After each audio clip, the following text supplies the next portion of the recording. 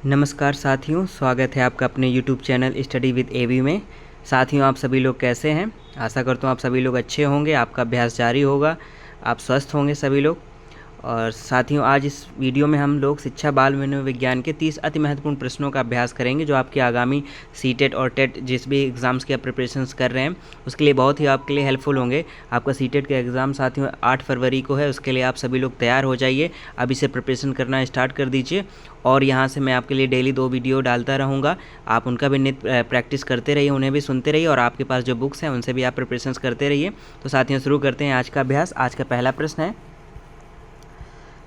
अभिप्रेरणा motivation का कौन सा प्रकार सीखने को सर्वाधिक टिकाऊ बनाता है? ये आपको बताना है। तो अभिप्रेरणा का कौन सा प्रकार सीखने को सर्वाधिक टिकाऊ बनाता है? आपका ऑप्शन ए आंतरिक अभिप्रेरणा, ऑप्शन बी बाह्य अभिप्रेरणा, ऑप्शन सी दंड आधारित अभिप्रेरणा और डी प्रतिस्पर्धी अभिप्रेरणा। तो अभिप्रेरणा यानी मोटिवेशन का कौन सा प्रकार सीखने को सर्वाधिक टिकाऊ बनाता है? तो सभी ये प्रेरणा मोटिवेट करते हैं, लेकिन जो सबसे लंबे समय तक आपको सीखने के लिए प्रेरित रखता है वो क्या है? तो वो होती है स्वयं की साथियों अभिप्रेरणा, यानी स्वयं का आंतरिक मोटिवेशन। तो यही इसका सही जवाब होगा, आंतरिक अभिप्रेरणा यानी कि इंटरनल मोटिवेशन। तो आपका आंसर ए जो होगा वो ऑप्शन ए वो आपका राइट आंसर होगा। अगले प्रश्न पर आते हैं साथियों। प्रश्न नंबर 2, मनोवैज्ञानिक परीक्षणों में वैलिडिटी का तात्पर्य क्या है? ऑप्शन ए परीक्षण का सही मापना, ऑप्शन बी परीक्षण की लंबाई, ऑप्शन सी परीक्षक का अनुभव और ऑप्शन डी परीक्षण की भाषा। तो मनोवैज्ञानिक परीक्षणों में वैलिडिटी का तात्पर्य, वैलिडिटी तो किसी चीज़ के लिए उसकी अधिकतम सीमा होती है साथियों, लेकिन यहाँ पे जो मनोवैज्ञानिक परीक्षणों में वैलिडिटी का तात्पर्य क्या है वो आपको बताना। तो इसका सही जवाब होगा परीक्षण का सही मापना ही क्या होगा आपकी वैलिडिटी होगा। यही आपका ऑप्शन ए क्या होगा सही जवाब होगा। साथियों, अगले प्रश्न पर आते हैं। प्रश्न नंबर 3, कक्षा में बच्चों द्वारा लगातार गलती करना किस बात का संकेत है? ऑप्शन ए बुद्धि की कमी, ऑप्शन बी सीखने की सक्रिय प्रक्रिया और ऑप्शन सी अनुशासनहीनता, ऑप्शन डी शैक्षिक असफलता। तो कक्षा में बच्चे द्वारा लगातार अगर गलती कर रहा है तो वो किस बात के संकेत कर रहा है? कि यानी कि बच्चा क्या कर रहा है, बार बार प्रयास कर रहा है सीखने का, तभी उससे क्या हो रही गलतियाँ हो रही है, यानी वो क्या है सीखने की सक्रिय प्रक्रिया में है। यही इसका यानी वो पूरी तरह से एक्टिव है, तभी वो गलती करके सीख रहा है। तो ये इसका सही जवाब होगा, आपका option B is the right answer होगा, सीखने की सक्रिय प्रक्रिया। अगले प्रश्न पर आते हैं साथियों। प्रश्न नंबर 4, स्किनर के अनुसार व्यवहार में परिवर्तन मुख्यतः किस पर निर्भर करता है? ऑप्शन ए मानसिक उम्र, ऑप्शन बी जन्मजात प्रवृत्तियाँ, ऑप्शन सी प्रबलन और ऑप्शन डी आसपास की भाषा। तो स्किनर के अनुसार व्यवहार में जो परिवर्तन होता है मुख्यतः किस पर निर्भर करता है, ये आपको बताना है। तो मानसिक उम्र मुख्यतः यहाँ पे बोला है साथियों, तो ये रीज़न तो सभी हैं, ठीक है, लेकिन यहाँ पे मुख्यतः जोड़ दिया है, तो ये आपको ध्यान देना है। इसमें जो मेनली क्या रीज़न है वो आपको जो सबसे ज़्यादा इम्पोर्टेंस रखता है। तो मानसिक उम्र तो होती ही है, ठीक है, जन्मजात प्रवृत्तियाँ भी होती हैं और प्रबलन भी होता है, आसपास की भाषा भी होती है, लेकिन जो सबसे ज़्यादा मुख्यतः प्रभाव पड़ता है वो रेनफोर्समेंट का पड़ता है, यानी प्रबलन का पड़ता है। तो स्किनर के अनुसार व्यवहार में परिवर्तन मुख्यतः किस पर निर्भर करता है? तो इसका सही जवाब होगा आपका option C is the right answer, प्रबलन। साथियों, आपको वीडियो कैसा लग रहा है कमेंट बॉक्स में ज़रूर बताइएगा, और अगर आपको वीडियो अच्छा लग रहा है तो ज़रूर लाइक कर दीजिएगा। अगर अभी तक आपने चैनल को सब्सक्राइब नहीं किया तो प्लीज़ सब्सक्राइब कर लीजिएगा और बेल आइकन को प्रेस करके ऑल नोटिफिकेशन ऑन कर दीजिएगा, जिससे आपको समय समय पर जितने भी वीडियो यहाँ से आपके लिए बेनिफिशियल डाले जाएँ आपको मिल सकें और आपका अभ्यास निरंतर जारी रहे और आपको 100% आपके एग्ज़ाम्स में सफलता मिले और आपका जो लक्ष्य है वो आप उसे पा सकें। तो साथियों, आते हैं आज के अगले प्रश्न पर। प्रश्न नंबर 5, बच्चे में निर्णय लेने की क्षमता किस संज्ञानात्मक प्रक्रिया से विकसित होती है? ऑप्शन ए निम्न स्तरीय सोच, ऑप्शन बी विश्लेषण मूल्यांकन और संश्लेषण, ऑप्शन सी केवल अवलोकन और ऑप्शन डी नकल। तो बच्चे में निर्णय लेने की क्षमता किस संज्ञानात्मक प्रक्रिया से विकसित होती है? तो इसका सही जवाब बताना है आपको साथियों, ऑप्शन बी सही होगा, विश्लेषण से, मूल्यांकन और संश्लेषण से। तो ये इसका सही जवाब होगा, आपका option B is the right answer. अगले प्रश्न पर आते हैं साथियों। प्रश्न नंबर 6, अधिगम शैली यानी लर्निंग स्टाइल का मुख्य तात्पर्य क्या है? ऑप्शन ए सभी छात्र एक समान सीखते हैं, ऑप्शन बी हर छात्र को सीखने की पसंद भिन्न होती है, और ऑप्शन सी सीखना केवल दृश्य माध्यम से होता है, और ऑप्शन डी सीखना शिक्षक पर निर्भर है। तो अधिगम शैली यानी लर्निंग स्टाइल का मुख्य तात्पर्य क्या है? कि हर छात्र की सीखने की पसंद क्या होती है, भिन्न होती है, यही इसका सही जवाब होगा साथियों। तो अधिगम शैली का मतलब तात्पर्य यही है, तो इसका सही जवाब होगा option B is the right answer. प्रश्न नंबर 7 पर आते हैं। सीखने का रचनावादी दृष्टिकोण किस पर जोर देता है, यानी सीखने का रचनावादी दृष्टिकोण यानी कंस्ट्रक्टिविज्म जो है वो किस पर जोर देता है। ऑप्शन ए ज्ञान का निष्क्रिय ग्रहण, ऑप्शन बी शिक्षक केंद्रीय कक्षा, और ऑप्शन सी सीखने वाला स्वयं ज्ञान का निर्माण करता है, ऑप्शन डी दंड आधारित सीख। तो सीखने का रचनावादी जो दृष्टिकोण है साथियों वो किस पर जोर देता है, तो वो जोर देता है आपका सीखने वाला स्वयं ज्ञान का निर्माण करता है, यही वो ज़्यादा उस पर जोर देता है सीखने का रचनावादी दृष्टिकोण। तो ऑप्शन सी क्या होगा साथियों आपका सही जवाब होगा।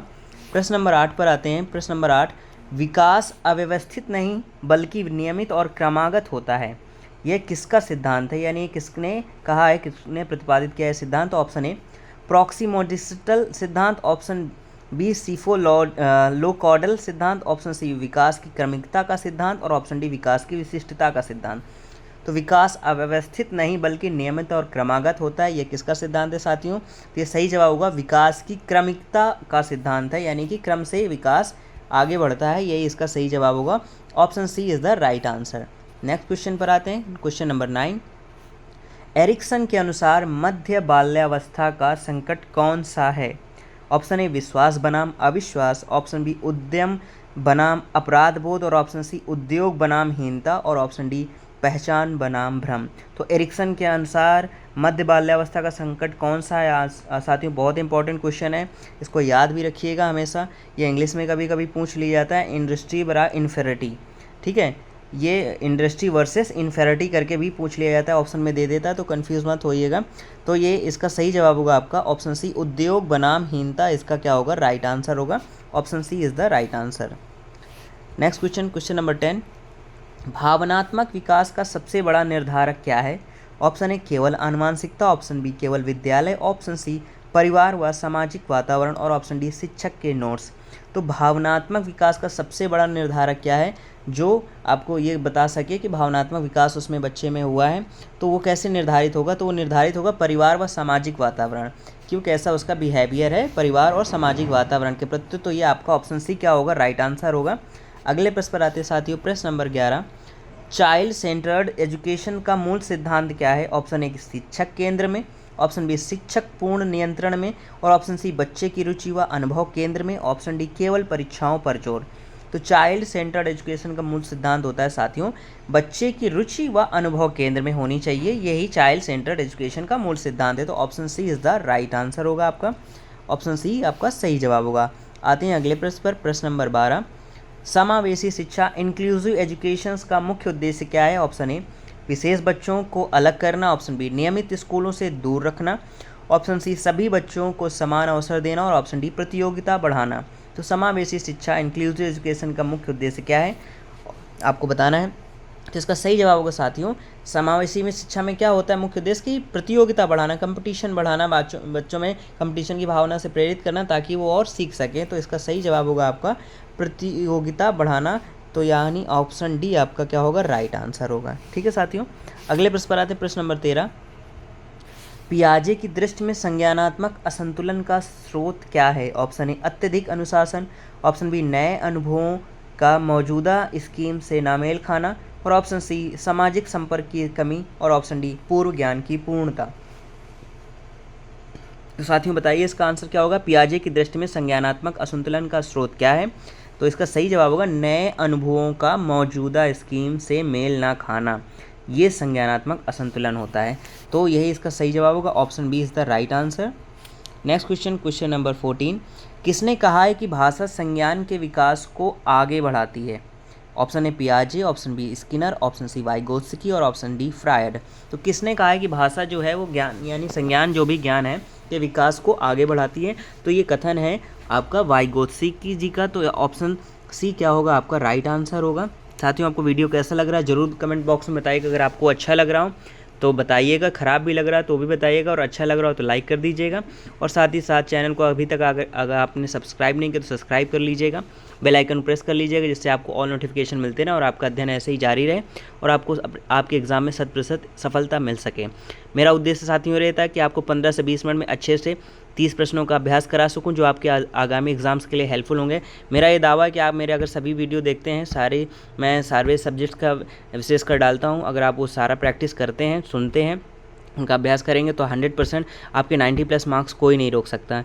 लेकिन साथ साथ आपको आपकी बुक्स के साथ भी पढ़ना होगा। और आप जैसे खाली टाइम पे हैं या वॉक कर रहे हैं, जो भी है, जॉगिंग कर रहे हैं, आप ईयरफोन या जैसे भी आप लगा के मेरे वीडियो सुन सकते हैं। 1 से 2 बार अगर सुनेंगे तो आपको सारे आंसर्स याद भी हो जाएंगे, आपकी प्रैक्टिस अच्छी हो जाएगी। तो साथियों शुरू करते हैं आज का next question number 15।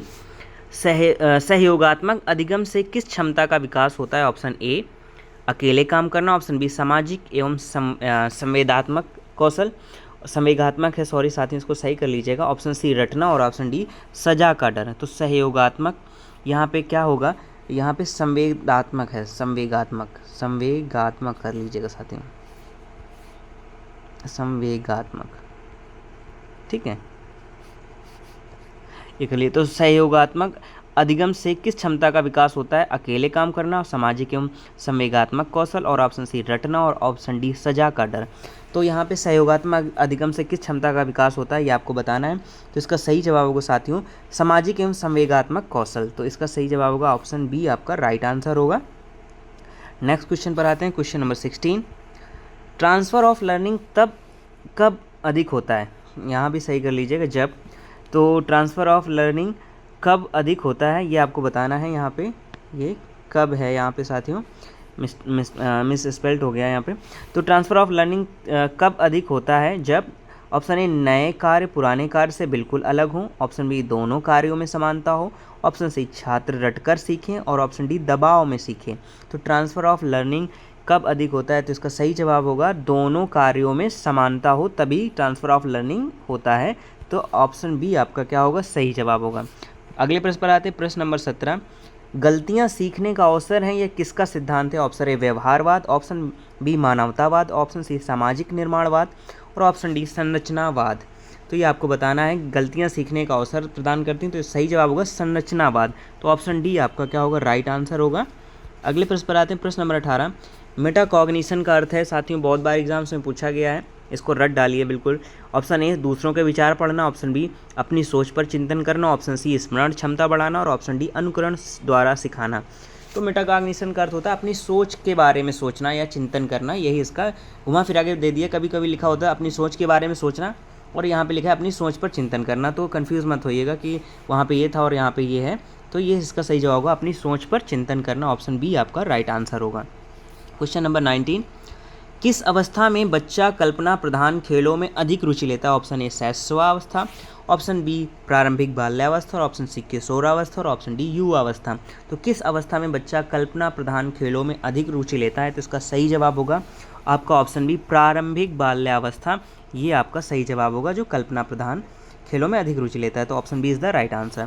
Question number 20। Readiness सिद्धांत किससे संबंधित है? ऑप्शन ए विकासात्मक तैयारी, ऑप्शन बी दंड आधारित सीख, ऑप्शन सी संज्ञानात्मक संघर्ष, ऑप्शन डी सामाजिक दबाव। तो रेडीनेस सिद्धांत किससे संबंधित है साथियों, ये आपको बताना है। तो आंसर बताइए साथियों क्या होगा? तो इसका सही जवाब होगा आपका ऑप्शन ए विकासात्मक तैयारी। इससे संबंधित है, विकासात्मक तैयारी से रेडीनेस सिद्धांत संबंधित है। प्रश्न नंबर 21। सीखना आजीवन प्रक्रिया है, यह अवधारणा किस सिद्धांत से मिलती है? ऑप्शन ए व्यवहारवाद, ऑप्शन बी मानवतावाद, ऑप्शन सी मनोविश्लेषण, और ऑप्शन डी चरण सिद्धांत। तो सीखना आजीवन प्रक्रिया है, यह अवधारणा किस सिद्धांत से मिलती है? तो ये आपको बताना है किस सिद्धांत से मिलती है। तो साथियों आंसर बताइए। तो इसका सही जवाब होगा आपका ऑप्शन बी मानवतावाद से ये मिलती है अवधारणा। तो अगले प्रश्न पर आते हैं, प्रश्न नंबर 22। इंट्रिंसिक मोटिवेशन का सर्वोच्च लाभ क्या है? ऑप्शन ए अंकों की प्राप्ति, ऑप्शन बी डांट का डर, ऑप्शन सी रुचि से सीखना, और ऑप्शन डी अनुशासन लागू करना। तो इंट्रिंसिक मोटिवेशन यानी आंतरिक अभिप्रेरणा का सर्वोच्च लाभ क्या है? तो साथियों क्या होता है? रुचि से सीखना, यही इसका सही जवाब होगा। तो ऑप्शन सी, जब उसमें आंतरिक अभिप्रेरणा होगी तो जाहिर सी बात है रुचि से सीखेगा। तो option C is the right answer होगा। तो इस तरह से इंग्लिश वर्ड्स भी साथियों आते हैं, तो इनका कंफ्यूज मत होइएगा। आंतरिक, कभी कभी आंतरिक अभिप्रेरणा लिखा होता है और इंट्रिंसिक मोटिवेशन भी लिखा हो, तो इसे भी याद कर लीजिएगा। Question number 23। सेल्फ रेगुलेशन का विकास किससे प्रभावित होता है? ऑप्शन ए डांट, ऑप्शन बी पुरस्कार, ऑप्शन सी मॉडलिंग व आत्म अवलोकन, और ऑप्शन डी होमवर्क। तो जो यहाँ पे सेल्फ रेगुलेशन की बात करें, आत्म अनुशासन, आत्म नियमता, तो यहाँ पे इसके बारे में बात की जा रही। तो विकास किससे प्रभावित होता है? तो ये मॉडलिंग व आत्म अवलोकन से प्रभावित होता है। तो ऑप्शन सी आपका क्या होगा? राइट आंसर होगा। अगले प्रश्न पर आते साथियों, प्रश्न नंबर 24।